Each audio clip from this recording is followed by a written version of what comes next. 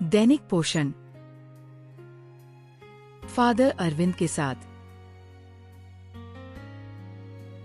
ख्रिस्त में मेरे प्यारे भाइयों एवं बहनों, आप सबों को जय यीशु। आज हम रानी एस्तर के जीवन से एक बहुत गहरी बात सीखेंगे। हम अक्सर सोचते हैं कि एस्तर एक बहुत शक्तिशाली रानी थी जिसने अपनी चतुराई से अपने लोगों को बचाया, लेकिन अपनी प्रार्थना में वह एक भेद बताती है। वो एक अनाथ है।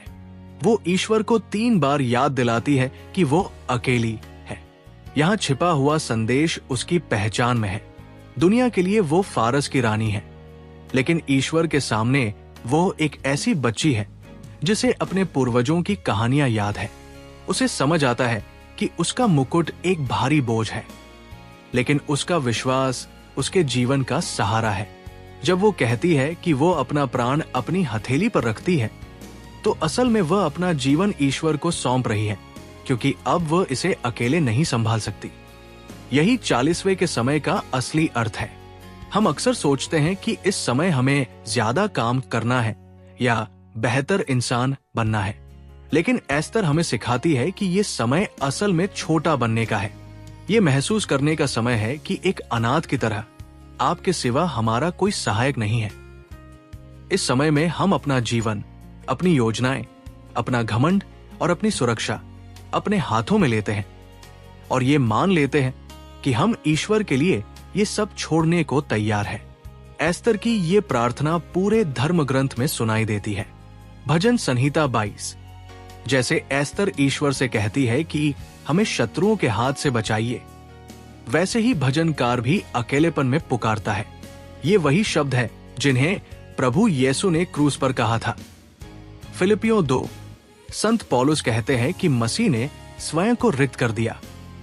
एस्तर भी ऐसा ही कुछ करती है। वो अपने राजसी कपड़े उतारकर राख ओढ़ लेती है। वो उस राजाओं के राजा की ओर संकेत करती है जो अपनी महिमा त्याग कर अपने लोगों को बचाने आए।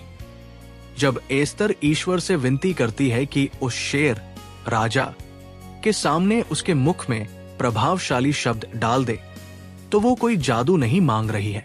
वो मांग रही है कि उसकी कमजोरी ईश्वर की शक्ति बन जाए। जब आप अपने जीवन में खुद को एक अनाथ की तरह अकेला महसूस करते हैं, तो समझ लीजिए कि ईश्वर उसी समय आपके सबसे करीब होते हैं। एस्तर का रहस्य ये था कि उसकी जीत सिंहासन पर बैठने से नहीं, बल्कि धूल में गिरकर दंडवत प्रणाम करने से मिली। उसने लड़ने के बजाय खुद को पूरी तरह ईश्वर को सौंप दिया और इसी से उसका दुख आनंद में बदल गया।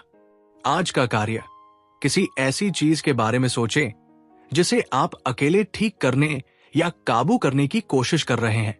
शांत होकर बैठें, अपनी हथेलियां खोलें और कहें, प्रभु, मैं अपना ये जीवन फिर से आपके हाथों में सौंपता हूं।